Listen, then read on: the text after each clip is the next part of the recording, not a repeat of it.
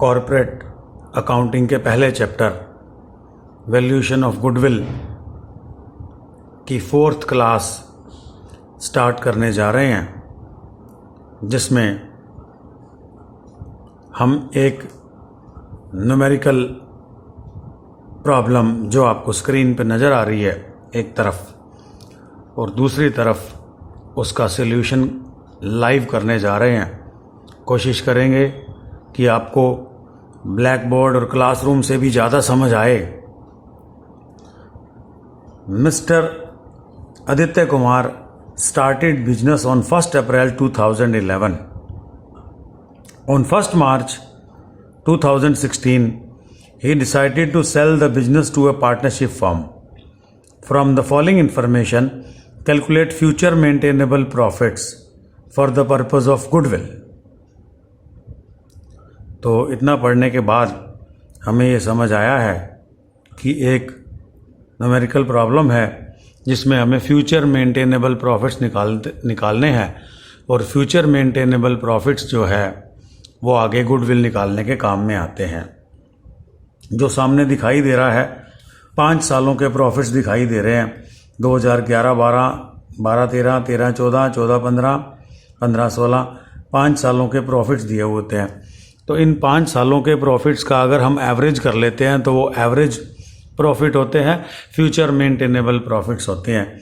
लेकिन आप लोग देख रहे हैं कि प्रॉफिट्स के नीचे 5 बातें और लिखी हुई हैं, जैसे कि लिखा हुआ है 1 अक्टूबर 2013 को प्लांट की मुरम्मत और रख रखाव के लिए 4,000 रुपये पे किए थे, पर गलती से पूंजीगत कर दिया, रिपेयर को प्लांट मान लिया। एक ये गलती ठीक करनी है। एक कहते हैं closing stock for the year 11-12 under valued. 2011-12 का जो क्लोजिंग स्टॉक है वो कम करके दिखाया हुआ है, इसको ठीक करेंगे। और ये लोग कहते हैं 15-16 में profit on sale of furniture था, वो प्रॉफिट एंड लॉस में डाल दिया था। तो पहले 3 वीडियोस में आपने थ्योरी सुनी थी कि फ्यूचर मेंटेनेबल प्रॉफिट्स कैसे निकालते हैं। उसके 2 चरण थे। पहले चरण में हम प्रॉफिट का एडजस्टमेंट करते हैं अगर ज़रूरत हो, और दूसरे चरण में हम उसका एवरेज करके कुछ एडजस्टमेंट्स करते हैं। लास्ट पॉइंट है भविष्य में प्रबंधकीय खर्चों में वृद्धि होगी 2,000 रुपये और 3,000 रुपये अतिरिक्त बीमा का खर्चा होगा। और हम इसको ध्यान से देख लें, इसके साथ पर मंथ नहीं लिखा हुआ, पर एनम लिखा हुआ है, तो ये साल का है। और पर एनम लिख दिया और आगे कुछ क्लियर नहीं किया, ये भी हम 1 साल का ही मानेंगे। ये लास्ट वाली 2,000 और 3,000 रुपये वाली जो बात है बड़ी सामान्य है, बड़ी सिंपल है। पर ये जो प्रॉफिट्स के एडजस्टमेंट्स करने हैं, ये देखने वाली बात है कि इनसे 3 गलतियां हो गई। रिपेयर एंड मेंटेनेंस को प्लांट मान बैठे, कैपिटलाइज कर दिया, और एक क्लोजिंग स्टॉक का अंडर वैल्यूएशन है, और दूसरा फर्नीचर को बेचने से जो लाभ हुआ था वो प्रॉफिट एंड लॉस में जमा कर दिया, जबकि गुडविल कैलकुलेट करने के नियम कहते हैं वो जमा नहीं करना चाहिए था। तो सबसे पहले तो हम जो 5 सालों के जो प्रॉफिट्स दिए हुए हैं इनका एडजस्टमेंट करते हैं। तो उसमें मैं लिख रहा हूँ, थोड़ा परफॉर्मा की भी हेल्प ली जा सकती है। इन 5 सालों के प्रॉफिट्स को ठीक करते समय जो जो प्लस माइनस होना है उसका एक स्टेटमेंट भी बनाया जा सकता है। थोड़ा चेक कर लें, स्क्रीन पे आ रहा है, हमें कोई प्रॉब्लम नहीं है। 5 सालों के प्रॉफिट्स में एक बार कच्चे में लिख लो आप कि हमारे पास ये 5 सालों के प्रॉफिट्स पड़े हैं 2011-12, 2011-12, 12-13, 13-14, 14-15 और 15-16, ये प्रॉफिट्स हैं। प्रॉफिट जो आपको दिए हुए हैं आप यहाँ लिख सकते हैं। हम जो प्रॉफिट्स में गलतियाँ हो जाती हैं पहले उनको ठीक करने जा रहे हैं। 10,000, 40,000, 35,000 और 60,000 और 80,000। ये 5 सालों के प्रॉफिट्स हमें दिए हुए हैं। तो पहली गलती ये हुई कि 4,000 रुपये जिनको कि रिपेयर मान के खर्चा मानना था, एसेट मान लिया, मतलब खर्चा नहीं माना ना। तो अब उस खर्चे को ठीक कर लेते हैं। वो गलती जिस भी साल में हुई है, लेस रिपेयर एंड मेंटेनेंस, जो खर्चा नहीं माइनस किया अब कर देते हैं 1 अक्टूबर 2013। अक्टूबर 13 है जो 13-14 में आएगा। तो एक खर्चा दिखाना रह गया था 4,000 का, उसको मैं अब दिखाने जा रहा हूँ। 4,000 रुपये मैंने माइनस कर दिए, ब्रैकेट भी लगा सकते हैं, माइनस भी लगा सकते हैं। ये 4,000 रुपये 13-14 में खर्चा दिखाना भूल गए थे, वो खर्चा हमने दिखा दिया। पर एक बहुत बड़ी बात है कि अगर हमने खर्चे को खर्चा ना दिखा के एसेट दिखाया है तो उस एसेट्स पर डेप्रिसिएशन भी लगाया होगा। ये बातें तब की हैं जब रेट दे रखा हो। आज इस क्वेश्चन में डेप्रिसिएशन का रेट दे रखा है, 10% रेट दे रखा है डेप्रिसिएशन का।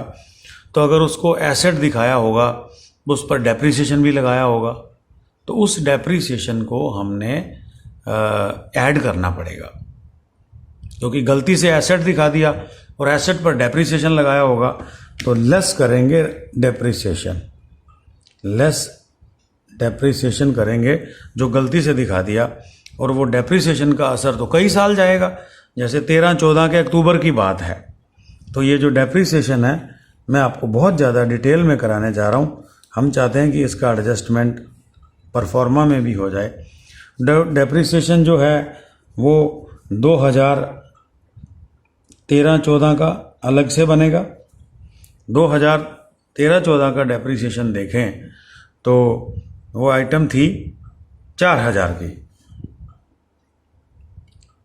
4,000 इंटू 10% रेट है, और हमने इसको ख़रीदा था अक्टूबर में। तो अक्टूबर, नवंबर, दिसंबर, जनवरी, फरवरी, मार्च, 6 महीने का डेप्रिसिएशन लगाएंगे। तो 10,000 का हम करेंगे, 4,000 का 10% कितना हुआ, 400, और 6 महीनों का कितना हुआ, 200। ये जो गलती से डेप्रिसिएशन लगाया था वो वापस मैं प्लस करने जा रहा हूँ। फिर कहानी यहाँ तक रुकेगी नहीं, फिर डेप्रिसिएशन होगा 2014-15 का भी डेप्रिसिएशन हमें लगाना पड़ेगा।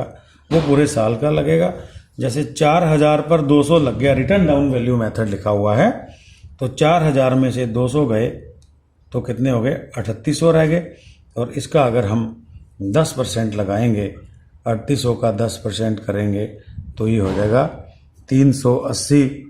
ये अगले साल की बात है। 380 रुपये हमें यहाँ प्लस करने पड़ेंगे। फिर कहानी अभी नहीं रुकेगी, एक साल और अभी हमारा बचा है। 2015-16 में भी हमें यही कहानी करनी पड़ेगी। पहले 4,000 पे लगाया, 200 लग गया, 3,800 रह गया। अब 3,800 ये कैसे आया, मैं हल्का सा आपको यहाँ दिखा देता हूँ स्क्रीन में, जितना हो सके करेंगे। 4,000 माइनस 200, 3,800। अब हमारे पास रह गया 3,800 माइनस 380, 3,800 माइनस 380, तो हमारे पास रह गया 3,420 रुपये। 3,420 पर हम लगाएंगे 10%, तो ये डेप्रिसिएशन लग जाएगा। बुक में आपको इतना अच्छा VIP अरेंजमेंट नहीं मिलेगा। मैं इसको थोड़ा डिटेल में करता हूँ, चाहे क्लासें बंद है, इंस्पाइट भी मैं अपनी आदत नहीं छोड़ सकता, क्योंकि इससे समझ आती है। तो देखो, एक गलती ने 4 समायोजन को, एडजस्टमेंट्स को जन्म दिया। गलती हुई एक बार कि हम रिपेयर को एसेट मान बैठे। क्या हुआ, रिपेयर को एसेट मान बैठे, और वो गलती हमें कहाँ तक ले गई कि पहले तो उसको एसेट नहीं मानने चाहिए था, 4,000 रुपये माइनस किया। फिर उस पर जो गलती से 3 साल डेप्रिसिएशन लगा, हमने उसकी बात करी। अब अगली गलती क्या हुई, ये भी बड़ी इंटरेस्टिंग लगती है मुझे, ये मिस्टेक भी। तो मैंने इस क्वेश्चन को इसलिए चुना है तो आगे आने वाले क्वेश्चन, न्यूमेरिकल प्रॉब्लम्स ईजी हो जाएं। एक गलती मुझे और नज़र आ रही है, वो है कि क्लोजिंग 11-12 का क्लोजिंग स्टॉक कम कर दिया। अब क्लोजिंग स्टॉक क्या होता है, कमाई वाली तरफ होता है। मानते हो ना, क्रेडिट साइड में होता है, क्लोजिंग स्टॉक कमाई वाली तरफ में होता है। ठीक है, तो आपने 2011-12 में कमाई कम दिखाई है, तो आप लिखेंगे under valuation of closing stock. तो कमाई कम दिखाओगे तो आप कमाई बढ़ानी पड़ेगी ना 5000। तो इसका असर यहाँ तक नहीं रुकता। अगर 2011-12 का क्लोजिंग स्टॉक गलत दिखाया है तो ये हमें मान लेना है under valuation of closing stock 11-12। यही क्या हो जाएगा, under valuation of opening stock 12-13। ये 12-13 का ओपनिंग स्टॉक भी है। ओपनिंग स्टॉक खर्चे की तरफ होता है, खर्चा कम दिखाने से लाभ ज़्यादा आ जाते हैं, लाभ ज़्यादा आ जाते हैं तो लाभों को कम करना पड़ेगा। ये चीज़ें हम सब चीज़ें इनकम टैक्स पढ़ा तब सीख चुके हैं, फंड फ्लो कैश फ्लो में सीख चुके हैं, ज़्यादा ध्यान देने की ज़रूरत नहीं है हमें। चलते हैं अगली मिस्टेक क्या हुई है।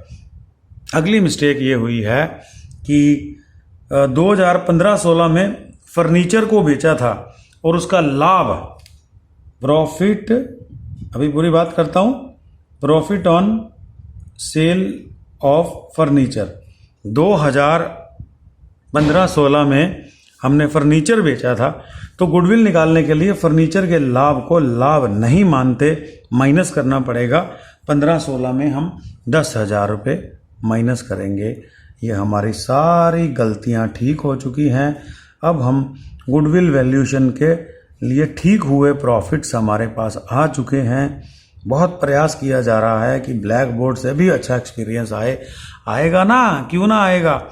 वीडियो को 2 बार देखो, 3 बार देखो, सब्सक्राइब करो, लाइक करो, बार बार वीडियो को देखो और समझो बात को, और जो अनसॉल्व्ड क्वेश्चन दूंगा उसको सॉल्व करो। मैंने सेकंड ईयर पर यह प्रयास किया है, उसमें रिजल्ट क्लासरूम से भी ज़्यादा अच्छे आ रहे हैं, तो आपको चिंता करने की ज़रूरत नहीं है। तो पहले साल का 10,000 प्लस 5,000 ठीक हुए प्रॉफिट हो गए 15,000। 40 में से 5 माइनस गए, अगले साल के ठीक हुए प्रॉफिट हो गए 35,000। और 2013-14 में माइनस तो करना है 4,000, प्लस करना है 200, तो ये आ जाएगा 31,200।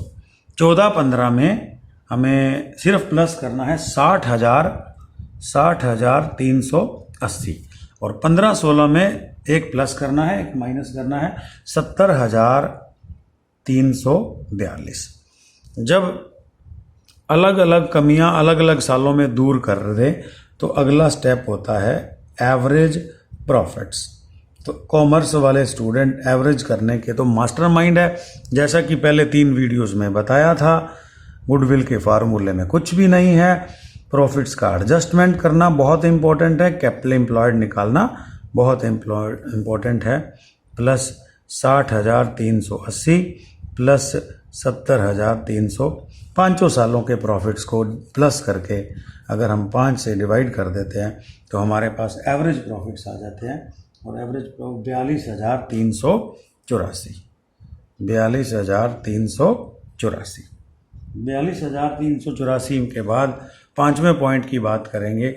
ये कहता है फ्यूचर में एक एडिशनल रेमुनरेशन आने वाली है, एडिशनल तनख्वाह का बोझ आने वाला है, वो होगा 2,000 रुपये साल का। और एक फ्यूचर में एडिशनल खर्चा, और जो एडिशनल खर्चे आने वाले हैं ना, वो एवरेज होने के बाद माइनस होते हैं, जैसा कि मैं कर रहा हूँ। तो फ्यूचर में 2 खर्चे बढ़ने वाले हैं, हमने वो भी माइनस कर दिए। कई बार प्रोपराइटर की तनख्वाह माइनस करनी पड़ती है। 37,384 रुपये आपका आ गया फ्यूचर मेंटेनेबल प्रॉफिट। ये क्वेश्चन इतना ही था, ये न्यूमेरिकल प्रॉब्लम इतनी ही थी। मैं आपको बता दूं, मान लीजिए मैं यहाँ ऐड करता हूँ 6th पॉइंट, अपनी तरफ से ऐड कर रहा हूँ। दिख रहा है स्क्रीन पे, थोड़ा ऊपर करता हूँ, यहाँ कर देता हूँ। गुडविल इज, मैं अपनी तरफ से ऐड कर रहा हूँ, पेपर में क्या होने वाला है। Goodwill is 5 year purchase of average profit. 5, ये फार्मूला है, 5 years purchase of average profit. Goodwill average profit के 5 गुना है। गुडविल एवरेज प्रॉफिट्स के 5 गुना है। तो मतलब गुडविल का फार्मूला तो बुक में ही दिया होता है। Goodwill is equal to average profit into 5। तो एवरेज प्रॉफिट कितने आए हैं? 37,384 इंटू 5। मेरे पास कैलकुलेटर है, 37,384 इंटू 5 तो 1,86,920। 1,86,920 जो है ना आपकी गुडविल आ गई। तो अब गुडविल की 4th पार्ट का एंड करने जा रहा हूँ। वीडियो को 2 बार कम से कम देखें, छोटा बना रहे हैं और समझाने की पूरी कोशिश की जा रही है। सब्सक्राइब कर लें कॉलेज के चैनल को, ताकि जैसे ही नया वीडियो आए नोटिफिकेशन आ जाए। मैं इसका स्क्रीनशॉट और इसके एक अनसोल्ड कोई मिलता जुलता मुझे मिलता है तो व्हाट्सएप पे सेंड कर रहा हूँ। और वैसे भी अगर ये वीडियो 15 मिनट का है तो 15 मिनट के लिए क्वेश्चन और आंसर आपके सामने रहा है। ठीक है, थैंक यू, खुश रहो, स्वस्थ रहो।